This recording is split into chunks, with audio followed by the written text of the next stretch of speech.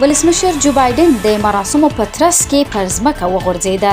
د امریکا متحده ایالاتونو ولسمشر جو بایدن په ښه هغه مهال ونښته او په ځمکه وپرځېد چې په کولراډو ایالت کې د هوایي ځواک روزنیز مرکز کې د فراغت اسناد ویشل.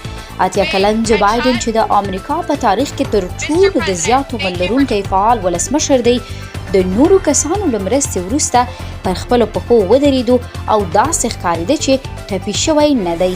ولسمشر جو بایدن د دریځ پر سر له غورځېدو مخکې نږدې 1.5 ساعت ځای په ځای ولاړ و او ټولو 921 فارغینو ته یې د سند له ورکولو وروسته د مبارکۍ لپاره لاس هم ورکاوه. د سپینې ماڼۍ د اړیکو څانګې مشر ویلي هغه ښه دی.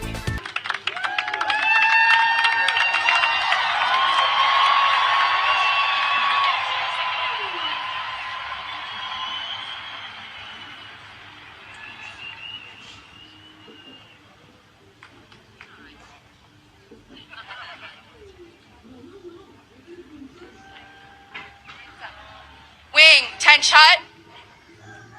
Mr. President, thank you for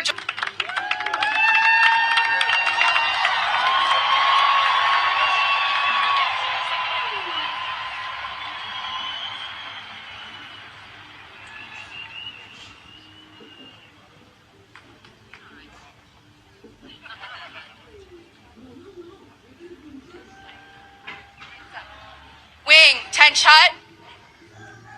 Mr. President, thank you for